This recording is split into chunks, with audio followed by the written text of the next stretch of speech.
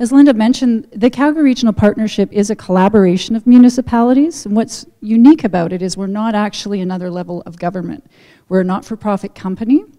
So we're kind of in this interesting space between, being a business, we're very entrepreneurial in our approach, and having yet at our table, my board, as Linda mentioned, are all mayors from all the communities. And what we're working on is a future, actually it's the region's sustainable future. So we're looking at the next 50 years and what's going to be necessary to sustain, the vitality, the economy, the health, and the continuity of our region. So the kinds of things we're talking about are, we're expecting another 2 million people, and actually that's a conservative number. I was speaking with some of you this evening about that. Another 2 million people over the next 45 to 50 years, right? And so where are those people gonna live? And what jobs are they gonna have? What are the communities gonna look like? How are they gonna move around? What's the backbone of infrastructure underneath of all of this growth? Are we gonna have enough water? Are we going to have enough of our environmental assets to sustain the growth in our region? And so part of the work that we do at the Calgary Regional Partnership is really looking at our continued economic prosperity from a sustainable long-term perspective.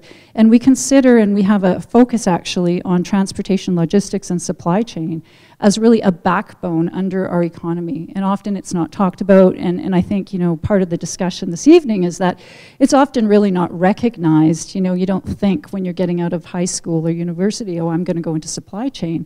And I think it needs to be elevated, and the work that the Van Horne Institute and WISC is doing, these important dialogues, are really, is really going to help that. But I think what's interesting, and I was looking at the infographic at the back of the room, and actually, in fact, I think it was yesterday or the day before, the CRP put a blog journalistic piece out on the Women in Supply Chain initiative. What I found really interesting is that there's such a tremendous amount of opportunity in the sector. They're expecting, I think, 365,000 new jobs or vacant positions, in the next 5 years. And in our, in Alberta, I think it's something like 50,000, is that correct? By 2020, vacant positions. But what I find really unique as a woman is that there is really, an underrepresentation of women in this sector. So I was reading something around, have changed by now, but 16% of the current supply chain management positions are women. But what I also found really unique is that women are uniquely skilled. The skills of women are uniquely appropriate for the sector, right? So for the tactical and management needs of the sector. So the sector really needs more women. And I think there's benefit for women in the sector, but there's equal benefit for the sector. I mean, we need these positions filled, and we need dynamic people to fill them and to help balance it out. So, I mean, that's partly why I'm really excited to be here and supporting this event tonight. And in particular, I think it's really important because these discussions, and I know what Maria will bring this evening, is really this experience. And we need women role models to be out in front, to be showing their leadership, to be expressing what they've experienced and encouraging other women to get involved in the sector.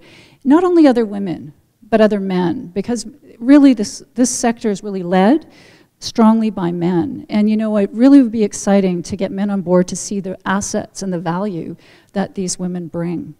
And so again, we're really delighted. I'm really particularly happy to be sponsoring this event. It's a good fit for our organization, both from what we do on a work program level, and what we're hoping to achieve in the future.